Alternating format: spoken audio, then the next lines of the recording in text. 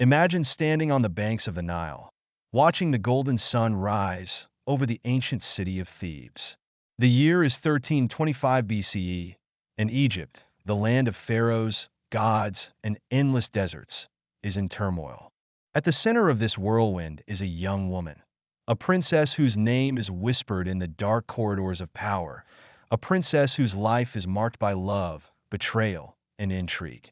Her name is Ankhesenamun, and her story is one of the most mysterious in ancient Egyptian history. Ankhesenamun was born as Ankhesenamun, the third daughter of Pharaoh Akhenaten and Queen Nefertiti, a couple who turned the entire religious order of Egypt on its head. Her father, Akhenaten, abandoned the worship of Egypt's many gods in favor of one, Aten, the sun disk. This radical change created ripples throughout the kingdom. Temples were closed, the priesthood lost its power, and a new capital city, Ankhesenamun, modern-day Amarna, was built. Ankhesenamun grew up in this new city, a place buzzing with change, but not all of it was for the better. But Ankhesenamun's life was far from ordinary. As a child, she witnessed her father's monumental reforms and her mother's graceful diplomacy. Yet, her family's newfound religion was not just a philosophical shift, it was a dangerous gamble. When Akhenaten died, the old gods returned with a vengeance, and with them, a shadow of uncertainty fell over the royal house.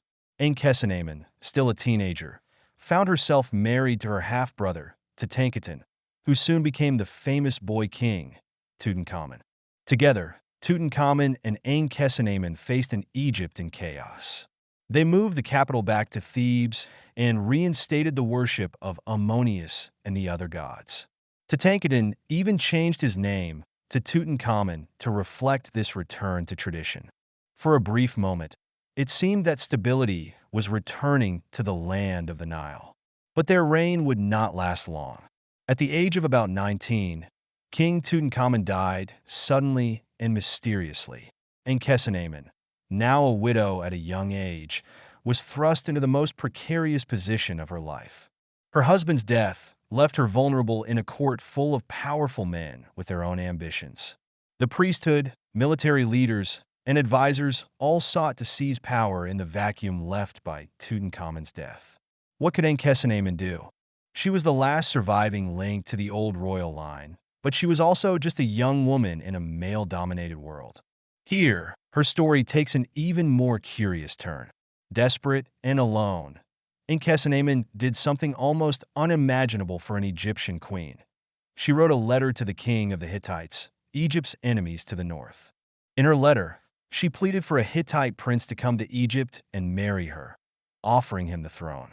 This act shocked both Egypt and the Hittite court. Why would a queen of Egypt invite a foreigner to rule?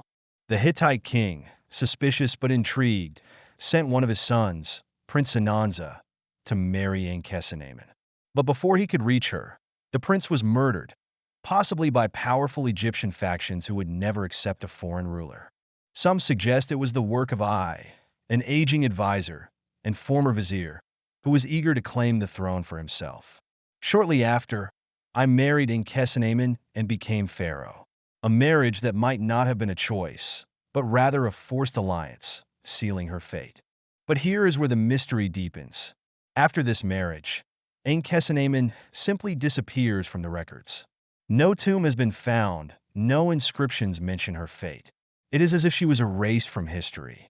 Did she die young, possibly murdered to secure ice power? Did she live out her days in silent captivity, overshadowed by her new husband? Or did she escape, vanishing into the sands, leaving behind a story of rebellion, resilience, and tragic fate? Over the past century, archaeologists have discovered fragments that add pieces to her puzzle. In the Valley of the Kings, near Tutankhamun's tomb, recently uncovered ring bears the names of Ai and Ankhesenamun together, the only evidence of their marriage. And in 2010, a DNA study revealed that a mummy known as the Younger Lady, found in a side chamber of Amenhotep II's tomb, might be Ankhesenamun. But still, no conclusive proof of her final resting place. Ankhesenamun's life remains one of the greatest unsolved mysteries of ancient Egypt. Her choices, her courage, and her tragic fate continued to captivate historians and storytellers alike.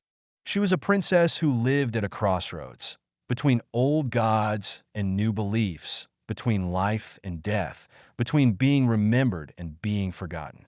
So, what became of Ankhesenamun? Did she find peace in death? Or is she still waiting, hidden beneath the sands, for someone to uncover her story?